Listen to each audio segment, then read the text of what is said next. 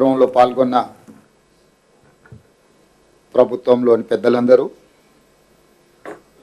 ప్రభుత్వ అధికారులు, పాత్రికేయ మిత్రులకు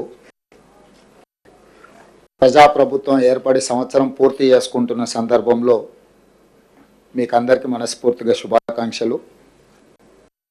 ఈ సంవత్సర పరిపాలనలో సహచార మంత్రివర్గ సభ్యులు,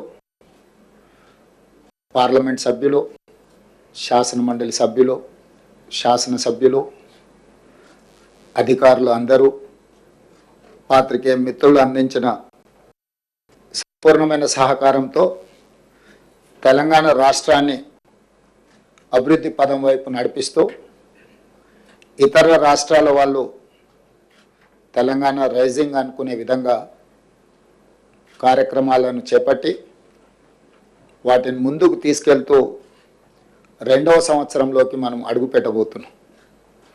ఈ రెండవ సంవత్సరంలోకి అడుగుపెట్టే సందర్భంగా తండాలలో, గూడాలలో, మారుమూల పల్లెల్లో, పట్టణ ప్రాంతంలోని బస్తీలలో ఉండే పేదవాళ్లకు ఆత్మగౌరవంతో బ్రతకడం అనేది ఒక కళ.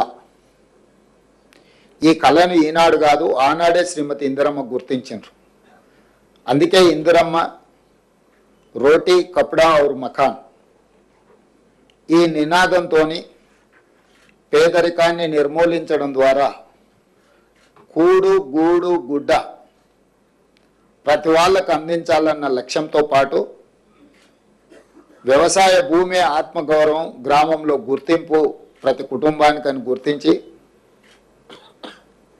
వ్యవసాయ సీలింగ్ యాక్ట్ తీసుకురావడం ద్వారా వేలాది ఎకరాల భూములు, దేశం మొత్తం కోట్లాది ఎకరాల భూములు, కొద్దిమంది గుప్పిట్లో బందీ అయిన భూములను